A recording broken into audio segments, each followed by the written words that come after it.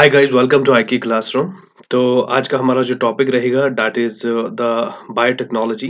देखिए class 12th का जो टॉपिक हम यहाँ पे लेने जा रहे हैं इसके दो पार्ट्स है basically. In the first part we will discuss about the principles and the processes that are include in the biotechnology. और सेकंड पार्ट में जो है ना हम एप्लीकेशन वाला पार्ट करेंगे। नाउ सी अगर हम बायोटेक्नोलॉजी की डेफिनेशन की बात करते हैं, जैसे मैंने यहाँ पे डेफिनेशन लिख चुका हूँ, लेकिन इस डेफिनेशन को मैं सिंपलीफाई करने के लिए मैं आपसे ये बोल सकता हूँ कि बायोटेक की जब हम बात करते हैं बच्चों, तो बायोटेक एक्चुअल जो ना it it means all those techniques जितनी भी हमारे पास टेक्नोलॉजीज है जिनको हम यूज करके किसी लिविंग ऑर्गेनिज्म को जो है ना या उसके जेनेटिक मटेरियल को मॉडिफाई करें सो दैट हम कुछ नई प्रोडक्ट्स बनाएं जो कि ह्यूमन वेलफेयर के लिए बहुत ही इंपॉर्टेंट होंगे। ठीक है, so that means we can say in biotechnology basically we are talking about the techniques. We are going to talk about the techniques that will simply अगर मैं इसको जो है नटशेल में बोलूं कि we are going to talk about the techniques that will modify the organism। ठीक है ना, जो एक ऑर्गेनाइज्म को मॉडिफाई करे। जैसे for example we have a plant. ठीक है, ये एक प्लांट है और सपोज हम इस प्लांट में क्या करते हैं, एक नया जीन जो है ना इंसर्ट करते हैं। अब जब वो नया जीन हम इसमें इंसर्ट करते हैं, तो वहाँ पे वो जीन जब एक्सप्रेस होगा और एक नया कैरेक्टर डेवलप होगा किसमें? प्लांट्स में। ठीक है ना? तो इस तरह से हम जो है ना डिफरेंट टेक्निक्स यूज़ कर सकते हैं जिससे हम ऑर्गेनिज़्म को मॉडिफाई करें और हमें हमारे पास जो प्रोडक्ट्स होंगे, एक तो वो हाई यील्ड में हो सकते हैं और जो है ना न्यू प्रोडक्ट्स हो सकते हैं which can be used for the humans.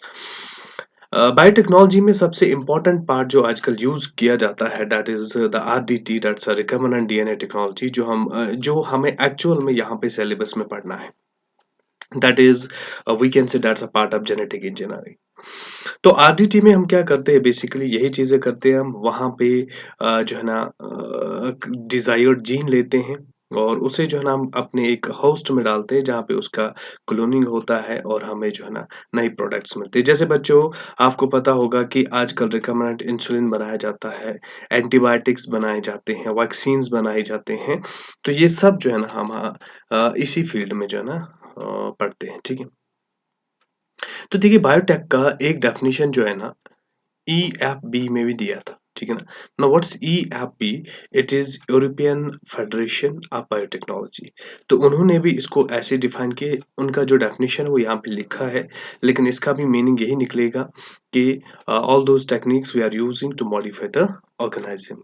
ठीक है, अब देखिए ध्यान दीजिए, जब हम बायोटेक के प्रिंसिपल्स की बात कर रहे हैं, ठीक है, तो प्रिंसिपल्स में सबसे पहला पार्ट जो हमारे यहाँ पे इंक्लूड होगा that is genetic engineering and the second one is that is bio process engineering. Now we have to understand these two terms कि आखिर इन दो टर्म्स का मीनिंग क्या होगा। ठीक है, तो बच्चों जरा ध्यान देना, अच्छे से समझ लेना कि सबसे पहले मैंने यहाँ पे जेनेटिक इंजीनियरिंग की बात की। ठीक है ना, तो जेनेटिक इंजीनियरिंग का सिंपल मतलब है कि there is a modification of, in genetic engineering what will happen, there is a modification of a genetic material. Now that can be DNA or that can be RNA, because genetic material can be both DNA as well as RNA. Now पहला step हमने बोला genetic engineering में क्या होगा, there will be modification of the genetic material, that's DNA and RNA, and then after modifying it we will place it into host। तो हम किस में डालेंगे इसको? होस्ट में डालेंगे, जिससे क्या होगा, होस्ट का फिनोटाइप चेंज होगा। होस्ट में एक नया फिनोटाइप या जो ओल्ड फिनोटाइप है वो एक्सप्रेस होगा। तो कहने का मतलब ये है कि जेनेटिक इंजीनियरिंग एक ऐसा पार्ट है बायोटेक का जिसमें हम क्या करते हैं, एक जेनेटिक मटेरियल को मॉडिफाई करते हैं और उसे मॉडिफाई करने के बाद रेस्पेक्टिव होस्ट में डालते हैं। होस्ट में डालने के बाद वहाँ पे वो एक्सप्रेस होगा और एक नया फिनोटाइप जो है जनरेट होगा। नाउ ध्यान दीजिए आप, जब आप जेनेटिक इंजीनियरिंग करते हो, जैसे आपने जो है ना जेनेटिक मटेरियल को मॉडिफाई किया, ठीक है ना, then you are going to use it and placing it into the host. लेकिन तब तक आपको इसे एक ऐसे एनवायरनमेंट में रखना होगा जो कि माइक्रोब फ्री होगा, यानी जो कंटामिनेशन फ्री जोन होगा, सो दैट आप जो जो आप डिजायर्ड जीन कल्चर करना चाहते हो या जो डिजायर्ड जो ना जीन एक्सप्रेस करवाना चाहते हो, वही डिजायर्ड जीन एक्सप्रेस हो, उसके साथ कोई और चीज एक्सप्रेस ना हो। That means we have to make sure कि जो हमारे पास इस टाइम ये जो है ना मॉडिफाइड पार्ट है या कोई और पार्ट है, हम उसको पूरी तरह से प्रिजर्व रखें। Now that part is called as the bio process engineering. यानी जेनेटिक इंजीनियरिंग में जो आप टूल्स एंड टेक्निक्स यूज करते हो, उन्हें प्रॉपरली प्रिजर्व करना इन अ स्टेराइल इन्वायरमेंट, ठीक है ना, एक ऐसे इन्वायरमेंट में जो कि कंटामिनेशन फ्री हो, और वी कैन से स्टेराइल हो, तो उस केस में हम इसको कहते हैं बायो प्रोसेस इंजीनियरिंग। ठीक है, अब देखिए genetic engineering is one of the most important principle in the biotechnology. ठीक है ना, तो इसी के अंडर हम पढ़ते हैं एक technique that is called as the RDT, that is the recombinant DNA technology. ठीक है, देखिए आरडीटी को जब हम यहाँ पे डिस्कस करेंगे, तो first we have to see कि there are many steps in the RDT. We have their isolation of DNA. The second step is cutting of DNA. Then there is DNA amplification, insertion of recombinant DNA into host, obtaining foreign gene product. या जो last step है that's downstream processing. लेकिन बच्चों ऐसी चीजें कैसे समझ में आएंगे आपको कि ये सारे स्टेप्स क्या होने वाले हैं, जब तक सबसे पहले हम आरडीटी के बारे में एक आइडिया लेना चाहते हैं कि आखिर आरडीटी है क्या। ठीक है, जैसे मैंने आपसे कहा आरडीटी का फुल फॉर्म होता है that is recombinant DNA technology. Recombinant DNA technology. ठीक है, अब जरा ध्यान दीजिए, आप समझ लीजिए, मैं पहले आपको एक आइडिया देता हूँ आरडीटी के बारे में। सपोज हमारे पास एक ऑर्गेनाइज्म है। Now this organism is what we called as a source. ठीक है, और यहाँ पे हमारे पास दूसरा ऑर्गेनाइज्म होगा बच्चों, और इस ऑर्गेनाइज्म को हम नाम देंगे होस्ट। नाउ हमें यहाँ पे इस सोर्स से एक डिजायर्ड जीन निकालना है। हम यहाँ से एक जीन निकालना चाहते हैं, दैट्स अ डिजायर्ड जीन, और इसी जीन को आप बच्चों बोलोगे जीन ऑफ इंटरेस्ट। और आप चाहते हो कि ये जीन ऑफ इंटरेस्ट जो है ना इस होस्ट के अंदर जो है ना एक्सप्रेस हो। लेकिन ये सब आप कैसे करोगे, जरा ध्यान देना कि सबसे पहले मैंने सोर्स से एक डिजायर्ड जीन निकाला, दैट्स जीन ऑफ इंटरेस्ट। बच्चों अब ये जीन ऑफ इंटरेस्ट जो ही मुझे मिला, suppose this is the gene of interest. Now this is what we call as a gene of interest. अब मुझे इस जीन ऑफ इंटरेस्ट को डिलीवर करना किस में, होस्ट के अंदर। लेकिन ये होस्ट के अंदर जो है ना एज सच डिलीवर नहीं होगा, हमें इसके लिए एक वेक्टर यूज करना पड़ेगा। Now vector is nothing that is again the DNA. So we are going to use the vector. तो सबसे पहले बच्चों पे ये होगा कि वेक्टर और जीन ऑफ इंटरेस्ट जो है ना आपस में क्या होगा, लाइगेट होगा। Now this is the vector. ठीक है ना, दिस इज द वेक्टर, और बच्चों इसी वेक्टर के साथ यहाँ पे जीन ऑफ इंटरेस्ट क्या हो गया है, लाइगेट हो गया। ठीक है, नो बच्चों जो ये आपको यहाँ पे प्रोडक्ट मिल रहा है, नो इस प्रोडक्ट में एक तो वेक्टर का डीएनए है, और आपका जो जीन ऑफ इंटरेस्ट वो भी एक डीएनए है, वो इसमें है। That means it's a mixture of two DNA, so we call this as recombinant DNA. हम इस डीएनए को क्या बोलेंगे, that's a recombinant DNA. Now this recombinant DNA will go into the host. और बच्चों जब ये होस्ट के अंदर रिकम्बिनेंट डीएनए एंटर करेगा, तो वहां पे क्या होगा, ये रिकम्बिनेंट डीएनए जो है ना अपनी कॉपीज बढ़ाएगा, यानी यहाँ पे मल्टीप्लिकेशन का प्रोसेस होगा। यानी हम ऐसे बोल सकते हैं कि ये रिकम्बिनेंट डीएनए जो है ना अपनी मल्टीपल कॉपीज करेगा। ठीक है ना, लेकिन वो कॉपीज जो है ना they will be identical to this recombinant DNA, that we call as cloning. उस प्रोसेस को हम क्या बोलते हैं, क्लोनिंग बोलते हैं।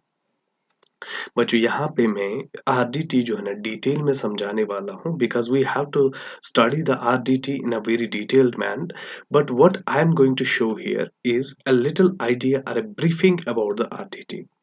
तो आरडीटी में हमें सबसे पहले क्या करना होगा, हमें बच्चों सोर्स से डीएनए को आइसोलेट करना पड़ेगा। उस डीएनए से ही हमें जीन ऑफ इंटरेस्ट जो है ना फाइंड आउट करना पड़ेगा, और जीन ऑफ इंटरेस्ट को हम जो है ना एक वेक्टर के साथ कंबाइन करेंगे, तब जाके हमें एक रिकम्बिनेंट डीएनए मिलेगा। और फिर वो रिकम्बिनेंट डीएनए जो है ना, क्योंकि उस वेक्टर में कैपेबिलिटी होती है, उस वेक्टर में एबिलिटी होती है कि that can enter into the host, तो साथ में वो जीन ऑफ इंटरेस्ट को भी ले जाएगा। दैट मीन्स एक रिकम्बिनेंट डीएनए जो है ना इंटर करेगा किसमें, होस्ट में। वहां पे वो अपनी आइडेंटिकल कॉपीज बनाएगा जिसे हम कहते हैं क्लोनिंग होगा, ठीक है ना। Now this is RDT.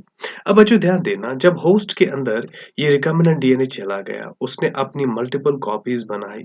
अब कॉपीज बनाने के बाद वहां पे जीन एक्सप्रेशन होगा, यानी जो हमारा जीन ऑफ इंटरेस्ट है वो भी वहां पे क्या होगा, एक्सप्रेस होगा। और अगर ये जीन ऑफ इंटरेस्ट बच्चों यहाँ पे एक्सप्रेस होगा तो डेफिनेटली एक नया प्रोडक्ट बनेगा, that is the foreign product, that is the foreign product. Are we also as the recombinant protein, इसको हम बच्चों रिकम्बिनेंट प्रोटीन भी कहेंगे, ठीक है। So this is the briefing of what recombinant DNA technology. Now, to understand the recombinant DNA technology in detail, we have to first understand all those tools that are required in the RTT. तो RTT में ऐसे कौन से tools है जो हमें चाहिए, तो बच्चों पहले हमें उसके बारे में यहाँ पे जानना होगा, ठीक है। तो देखो, अगर मैं टूल्स की बात कर रहा हूँ बच्चों, तो सबसे पहले आपको रिस्ट्रक्शन एंडोन्यूक्लियस की जरूरत पड़ेगी। मैं आपको पहले समझा दूंगा क्या है, कि जैसे मान लो बच्चों ये आपका डीएनए है, ठीक है ना। ये कंप्लीट एक डीएनए सेगमेंट है, और इसी डीएनए सेगमेंट में एक सेगमेंट है that is the gene of interest, ठीक है। सो दैट मीन्स आपके पास एक ऐसा सीजर होना चाहिए जो इस डीएनए को इन दो पर्टिकुलर सीक्वेंस पे कट करे, सो दैट आपका जीन ऑफ इंटरेस्ट जो है ना वो अलग हो जाए। सो उसके लिए हम एंजाइम यूज करेंगे, दैट इज रिस्ट्रिक्शन एंडोन्यूक्लियस।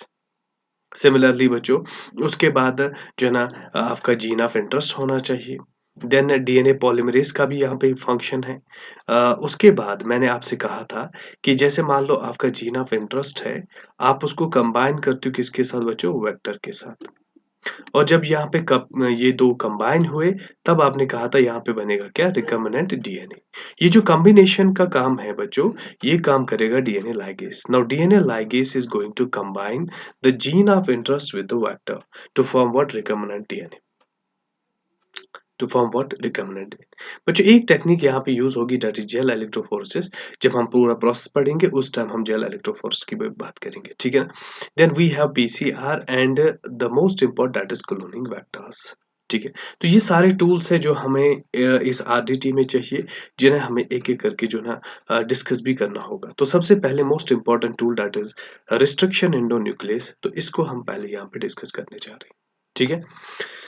तो बच्चों सी, रिस्ट्रिक्शन एंडोन्यूक्लियस की अगर हम बात करें, तो basically we have a broad class of enzyme, we have a broad class of enzyme, ठीक है ना, that is called as the nuclease, nuclease. और जो रिस्ट्रिक्शन एंडोन्यूक्लियस है, that's a part of this nuclease. जैसे आपको दिख रहा है, मैंने लिखा यहाँ पे nuclease is of two types, we have endonuclease, we have exonuclease. देखिए बच्चों, एक्सोन्यूक्लियस वो एंजाइम है जो टर्मिनल बॉन्ड्स को ब्रेक करे, ठीक है ना। तो कौन से बॉन्ड्स की बात कर रहा हूं मैं यहाँ पे, बॉन्ड्स की जो मैं बात कर रहा हूँ, that is phosphodiester bond, that is phosphodiester bond. लेकिन एंडोन्यूक्लियस जो है ना, it will break within the segment, within the segment. हम ये बोल सकते हैं इंटरनल बॉन्ड्स, जैसे for example we have the DNA segment, we have the DNA segment, and suppose this is the terminal bond। अगर terminal पे cut कर रहा है तो then we call it as exonuclease। लेकिन जो endonuclease है, that will cut this DNA in between, so we call it as endonuclease। तो न्यूक्लियस के बच्चों दो टाइप्स है हमारे पास, we have endonuclease that will cut the DNA within within we can say in between। Second is exonuclease that will cut the DNA at terminals, ठीक है। So this is endonuclease and exonuclease। So that means restriction endonuclease जो है ना, it belongs to the broader class of an enzyme that is nucleases। Now see, restriction endonuclease को जब पहली बार discover किया गया था, ठीक है ना, 1963 में जब इसको डिस्कवर किया गया था। लेकिन बच्चों उस टाइम जो रिस्ट्रिक्शन एंडोन्यूक्लियस डिस्कवर हुआ था, उसके दो टाइप्स है हमारे पास, we have type 1 and we have type 2, ठीक है ना। We have type 1 and we have type 2। देखिए जैसे टाइप 1 मैंने लिखा है, इसका नाम मैंने सामने लिखा है आर्बर, क्योंकि आर्बर ने ही इसको डिस्कवर किया था। एंड टाइप सेकंड जो है ना, that was discovered by the Hamilton Smith, ठीक है ना। सी उन्होंने क्या कहा, ध्यान देना, हार्बर ने कहा, जो हार्बर का जो एंजाइम था, जो उसने एंजाइम डिस्कवर किया था रिस्ट्रिक्शन एंडोन्यूक्लियस, उसने कहा इसमें 2 एक्टिविटीज़ पाई गई थी बच्चों। एक तो इसमें जो है ना एंडोन्यूक्लियस एक्टिविटी थी, देवर एंडोन्यूक्लियस एक्टिविटी, ठीक है ना? प्लस इसमें जो और एक एक्टिविटी थी दैट इज़ मिथाइलेज, यानी ये मिथाइलेशन भी करता था, ठीक है ना? दूसरा इन्होंने देखा कि इसमें जो है ना एटीपी भी चाहिए और जो है ना मैग्नीशियम डाइपॉज़िटिव भी चाहिए। लेकिन हैमिल्टन समिति यानी टाइप सेकंड रिस्ट्रिक्शन एंडोन्यूक्लियस जो है बच्चों, वहाँ पे आपको अगर देखोगे तो there were only restriction endonuclease activity. इसमें सिर्फ रिस्ट्रिक्शन एंडोन्यूक्लियस एक्टिविटी है, इसमें कोई मिथाइलेज एक्टिविटी नहीं पाई गई और इसमें सिर्फ और सिर्फ जो है ना मैग्नीशियम की ज़रूरत थी, यानी इट वाज़ एटीपी इंडिपेंडेंट। तो बच्चों 2 चीज़ें हैं, आर्बर का डिस्कवर किया गया एंजाइम, उसमें 2 फंक्शन है endonuclease methylase and that is ATP dependent. लेकिन हैमिल्टन स्मिथ ने जो डिस्कवर किया बच्चों, उसमें सिर्फ रिस्ट्रिक्शन एंडोन्यूक्लियस एक्टिविटी थी और उसमें सिर्फ और सिर्फ मैग्नीशियम चाहिए था, एटीपी को कोई रिक्वायरमेंट नहीं थी, ठीक है? ज़रा बच्चों इस पॉइंट को समझना बहुत इंपॉर्टेंट है, ध्यान देना। सबसे पहले जब ये रिस्ट्रिक्शन एंडोन्यूक्लियस को डिस्कवर किया गया था, तो it was separated from E. Coli, ठीक है? बच्चों ई. कोलाई जो है ना, E. Coli is attacked by bacteriophage, ठीक है ना? जब बैक्टीरियोफाज आएगा, ई. कोलाई को क्या करेगा? अटैक करेगा। अब बैक्टीरियोफाज का अटैक करने का मतलब ये हुआ कि बैक्टीरियोफाज जो है ना, ये अपना जीनोम जो है ना ई. कोलाई के अंदर जो है ना इंसर्ट करता है, ठीक है? और फिर वही जीनोम जो है ना, वहाँ पे अपनी कॉपीज़ बना के इन्फेक्शन कर देता है इस ई. कोलाई के अंदर, ठीक है? देखिए इस ई. कोलाई के अंदर अपना यहाँ पे क्रोमोसोम भी होगा that's called the main chromosome, ठीक है? Main chromosome. तो जब उन्होंने आर्बर ने जब यहाँ पे एंजाइम देखा, तो दैट सपोज़ यहाँ पे एंजाइम था टाइप 1। अब इस टाइप 1 एंजाइम में एक चीज़ है, इसमें दोनों एक्शंस थी मिथाइलेज एंड एंडोन्यूक्लियस। तो जैसे हमने आपसे कहा इसमें दोनों एक्शंस थी, one is endonuclease and the second is methylase activity. देखो ध्यान देना बच्चों, इस एंडोन्यूक्लियस एक्टिविटी को ये यूज़ करता था to break the foreign DNA, यानी जो भी फॉरेन डीएनए इसके अंदर एंटर करेगा, उसको ब्रेक डाउन किया जाएगा किससे? एंडोन्यूक्लियस एक्टिविटी से। So that means it's a sort of defence in E coli, ठीक है? लेकिन एट द सेम टाइम इस एंडोन्यूक्लियस से इसके अपने क्रोमोसोम का वो भी जो है ना खतरा था। इसीलिए जिस पर्टिकुलर सीक्वेंस पे ये एंडोन्यूक्लियस इस डीएनए को कट करता है, उन पर्टिकुलर सीक्वेंस पे इसको मिथाइलेट किया गया, दूसरे जो इसका दूसरा रोल है दैट इज़ मिथाइलेज, तो उन सीक्वेंस पे इसको मिथाइलेट किया गया। जिसकी वजह से क्या हुआ, यानी इस मिथाइलेशन ने क्या किया, इसने इसको प्रिवेंट किया किससे? From endonuclease. देखिए बच्चों समझे इस बात को, मैं यहाँ पे यही कह रहा हूँ कि इसी ई. कोलाई के अंदर जो है ना टाइप 1 एंजाइम है जो कि इसके डिफेंस के लिए यूज़ हुआ। क्योंकि इसके पास एंडोन्यूक्लियस एक्टिविटी है, इसके पास मिथाइलेज एक्टिविटी है। अब एंडोन्यूक्लियस एक्टिविटी की वजह से ये क्या कर रहा है कि जो भी फॉरेन जीन या फॉरेन डीएनए इसके अंदर आ रहा है, ये उसको ब्रेक कर रहा है और उस अपने आप को बचा रहा है उस फॉरेन डीएनए से। लेकिन एट द सेम टाइम उस एंडोन्यूक्लियस से इसे अपने जो अपना इसका जीनोम है उसको भी खतरा था, ये उसको भी कट कर सकता था। लेकिन रिस्ट्रिक्शन एंडोन्यूक्लियस एक पर्टिकुलर सीक्वेंस पे कट करता है। और जहाँ जिस पर्टिकुलर सीक्वेंस पे वो कट करता है, उन सीक्वेंसेस को मिथाइलेट किया गया था किस एक्टिविटी से? That is by the activity of methylation, ठीक है? देखिए अभी रिस्ट्रिक्शन जो रिकम्बिनेंट डीएनए टेक्नोलॉजी हम पढ़ रहे हैं, तो जैसे हमारे पास एक डीएनए सेगमेंट है, ठीक है? अब मान लीजिए अगर मैं इसे कट करने के लिए टाइप 1 एंजाइम यूज़ करूँ, टाइप 1 एंजाइम यूज़ करूँ, तो टाइप 1 एंजाइम जो है ना उसमें मिथाइलेज एक्टिविटी भी है और क्या है? एंडोन्यूक्लियस एक्टिविटी भी है। और अगर मैंने यहाँ पे टाइप 1 एंजाइम यूज़ किया बच्चों, तो सपोज़ उसने अपनी मिथाइलेज एक्टिविटी यूज़ की और उसने उन सीक्वेंस को मिथाइलेट किया, जहाँ पे ये इस डीएनए को क्या करने वाला था? कट करने वाला था। तो इस केस में बच्चों क्या होगा, जो हमारा पर्पस है कि हम चाहते हैं कि डीएनए को पर्टिकुलर सीक्वेंस पे कट करे, वो पर्पस जो है ना अचीव नहीं होगा।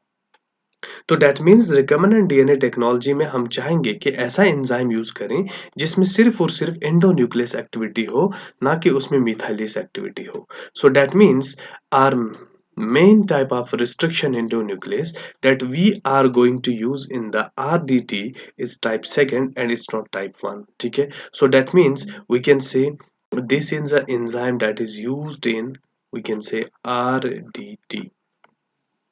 ठीक है, तो ये था type 1 and type 2 restriction endonuclease.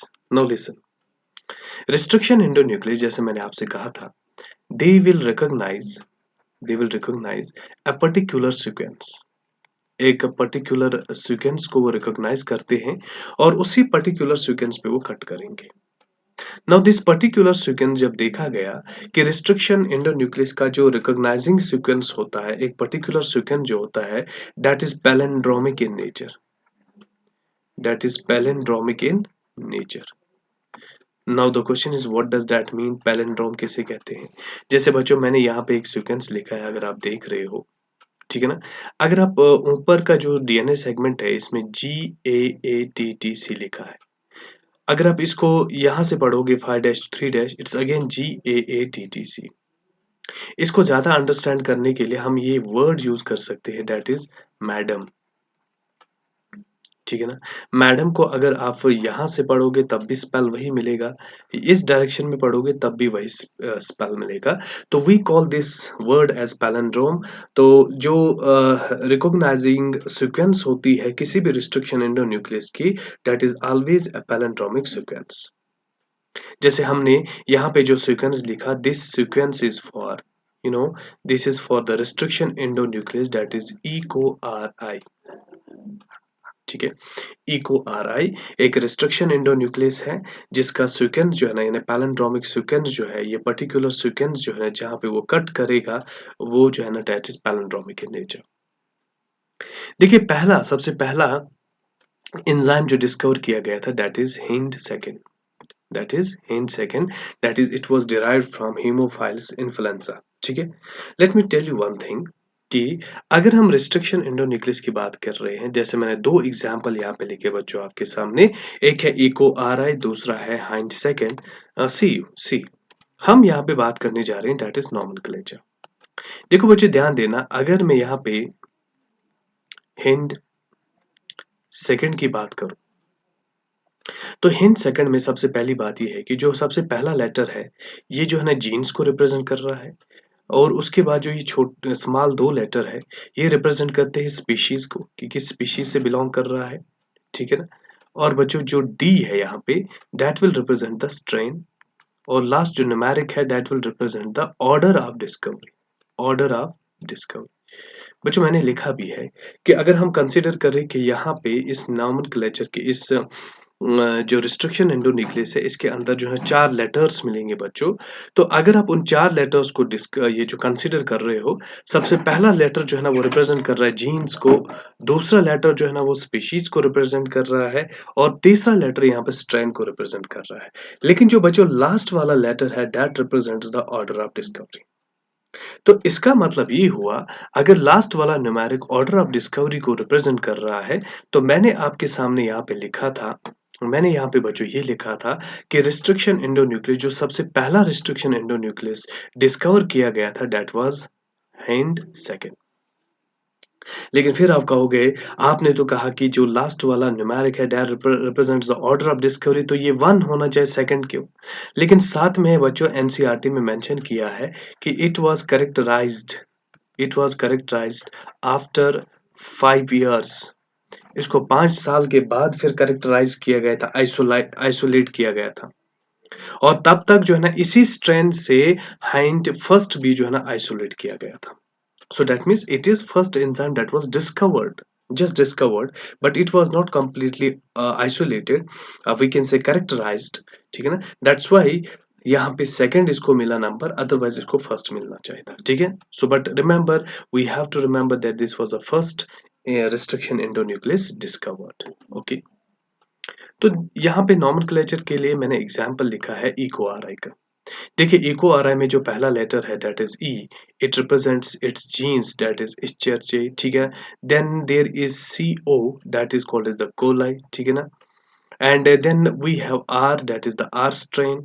और बच्चों उसके बाद जो न्यूमेरिक है that is, it was the first restriction endonuclease discovered from this strain. ठीक है, that's R strain. So that's why we write number first here. सो बच्चों ऐसे हम जो है ना नाम देते हैं किसी भी रिस्ट्रिक्शन एंडोन्यूक्लियस को, जहाँ पे पहला लेटर जीन्स को रिप्रेजेंट करेगा, दूसरा लेटर जो है ना उसके स्पीशीज को रिप्रेजेंट करता है, तीसरा लेटर स्ट्रेन को रिप्रेजेंट करता है और चौथा जो न्यूमेरिक है वो ऑर्डर ऑफ डिस्कवरी को रिप्रेजेंट कर रहा है। ठीक है, अब जरा ध्यान देना बच्चों, एक इंपॉर्टेंट चीज यहाँ पे ये है कि जब इको आर आई या कोई भी रिस्ट्रिक्शन एंडोन्यूक्लियस जो है, ठीक है ना, कोई भी रिस्ट्रिक्शन एंडोन्यूक्लियस जब डीएनए पे अपनी पर्टिकुलर सीक्वेंस को रिकॉग्नाइज करता है तो वो उसे वहां पे कट करेगा। लेकिन अब कट करने के यहाँ पे दो तरीके हैं बच्चों, ध्यान देना। सबसे पहली बात यह है, ध्यान देना आप, कि मैं यहाँ पे एक इंपॉर्टेंट पॉइंट बोलने जा रहा हूँ बच्चों। जैसे मान लो ये हमारे पास एक डीएनए सेगमेंट है, ये डीएनए सेगमेंट है और यहाँ पे मैं बता रहा हूँ this is the gene of interest. ठीक है, लेकिन आपको इस जीन ऑफ इंटरेस्ट को इन बाकी सेगमेंट्स, बाकी फ्रेगमेंट से अलग करना होगा। तो आप यहाँ पे रिस्ट्रिक्शन एंडोन्यूक्लियस यूज करोगे, जो इसको इस सीक्वेंस पे कट करेगा और इस सीक्वेंस पे कट करेगा। और जब कट करेगा तो आपको कुछ इस तरह से 3 फ्रेगमेंट्स यहाँ पे मिलेंगे और उनमें से जो है ना एक फ्रेगमेंट आपका होगा जीन ऑफ इंटरेस्ट। तो इनमें से एक फ्रेगमेंट हमारा क्या है, that is gene of interest. लेकिन याद रखना बच्चों, एट द सेम टाइम हमें इस जीन ऑफ इंटरेस्ट को एक वेक्टर के साथ कंबाइन करना है। किसके साथ कंबाइन करना है बच्चों, एक वेक्टर के साथ कंबाइन करना है।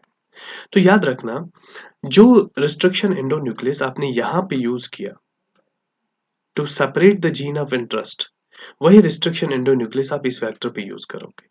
ठीक है, तो दैट मींस यही रिस्ट्रिक्शन एंडोन्यूक्लियस जो है it is going to cut this vector. And remember, इस वेक्टर पे जो है ना एक सिंगल साइट होनी चाहिए जहां पे ये रिस्ट्रिक्शन एंडोन्यूक्लियस कट करेगा। अब जब रिस्ट्रिक्शन एंडोन्यूक्लियस इसको भी कट करेगा तो ध्यान दीजिए उसके बाद क्या होगा, यहाँ पे इन दो का लाइगेशन होगा और हमारा जीन ऑफ इंटरेस्ट जो है ना वो इस वेक्टर के अंदर आ जाएगा और यहाँ पे बन जाएगा recombinant DNA. So that means we have a common restriction endonuclease that will cut DNA segment, that's a foreign DNA, as well as the vector। ठीक है ना, तो बच्चों कहने का मतलब ये है, ये पॉइंट हम ये लिख सकते हैं कि हमारे पास क्या होगा, a common, we have a common restriction endonuclease that cuts foreign DNA as well as vector, as well as vector। ठीक है, तो ये पॉइंट यहाँ पे इम्पोर्टेंट था। ठीक है, जरा ध्यान दीजिए आप, हम बात कर रहे हैं कि जब कटिंग होगी यहाँ पे तो हमें दो तरह के एंड्स मिलते हैं, that is sticky and and the blunt and. देखो इस डायग्राम से ही हम समझ सकते हैं कि स्टिकी एंड और जो है ना ब्लंट एंड कैसे मिलेगा। बच्चों ध्यान देना, हमारे पास ये वेक्टर डीएनए है, ठीक है ना, और यहाँ पे एक फॉरेन डीएनए है। हम इन दोनों को जो है ना कट करने जा रहे हैं एक कॉमन रिस्ट्रिक्शन एंडोन्यूक्लियस से, that is Eco R I. I hope कि जो है ना ये डायग्राम जो है ना आपको दिख रहा होगा। बच्चों जरा ध्यान देना, इको आर आई का मैंने आपको साइड बताया था, दैट इज GAATTC, GAATTC। तो ये एक पैलिंड्रोमिक सीक्वेंस है which is recognised by Eco R I, और जब ये इस सीक्वेंस को रिकॉग्नाइज करेगा और उसे कट करेगा। ठीक है, देखिए जो इको आर आई कट करेगा वो यहाँ पे ये वाला बॉन्ड कट करेगा, that is between G and A। Guanine और एडेनिन के बीच में जो बॉन्ड है, फॉस्फोडाइस्टर बॉन्ड, ये उसी बॉन्ड को जो है ना यहाँ पे क्या करेगा, ब्रेक करेगा। और सिमिलरली जो है ना नीचे के स्ट्रैंड में अगर हम देखेंगे तो यहाँ पे भी ये वही बॉन्ड ब्रेक करेगा।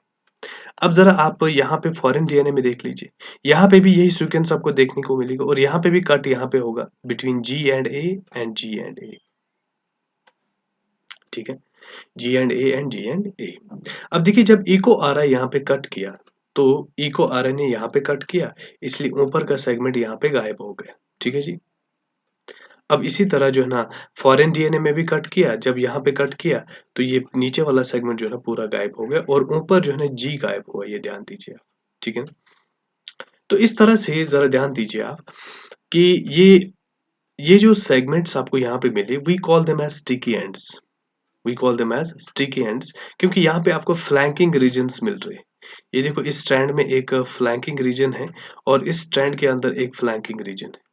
अब बच्चों यहाँ पे लाइगेशन का प्रोसेस जो है ना वो बहुत इजी होगा, यानी ये सेगमेंट इस सेगमेंट के साथ इजीली जो है ना लाइगेट कर सकते हैं, जैसे नीचे दिखाया गया है, और यहाँ पे क्या बना, रिकम्बिनेंट डीएनए बन गया। ठीक है, अब देखिए इसको ज्यादा अच्छे से समझने के लिए आपको ब्लंट एंड को समझना पड़ेगा। आपको किस चीज़ को समझना पड़ेगा? ब्लंट एंड को समझना पड़ेगा, ठीक है ना? तो लेट्स अंडरस्टैंड कि ब्लंट एंड जो है ना कैसे समझेंगे। ध्यान दीजिए।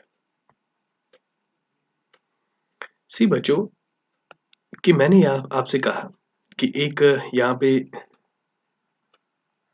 फॉरेन डीएनए है और यहाँ पे मैं एक सीक्वेंस बना रहा हूँ दैट इज जी जी जी सी सी सी सी सी सी जी जी जी। अगर आप देख रहे हो ये एक पैलिंड्रोमिक सीक्वेंस है, ठीक है ना? यहाँ से हम इस डीएनए स्ट्रैंड को कंप्लीट करते हैं। बच्चों ये हमारे पास एक रिस्ट्रिक्शन एंडोन्यूक्लियस होता है दैट्स एसएमए फर्स्ट, ठीक है ना? जो कि इस सीक्वेंस को रिकॉग्नाइज करेगा, यानी ये पर्टिकुलर सीक्वेंस जो है ना इस एंजाइम का है और ये एंजाइम जब इस सीक्वेंस को रिकॉग्नाइज करेगा और यहाँ पे जी और सी के बीच में जो बॉन्ड है ना उस बॉन्ड को यहाँ पे कट करेगा। तो जब यहाँ पे कटिंग होगी तो ध्यान दीजिए अब आपको क्या मिलेगा, ध्यान देना, समझ लेना आप। यहाँ पे आपको मिलेगा जी जी जी सी सी सी और यहाँ पे मिलेगा सी सी सी जी जी जी।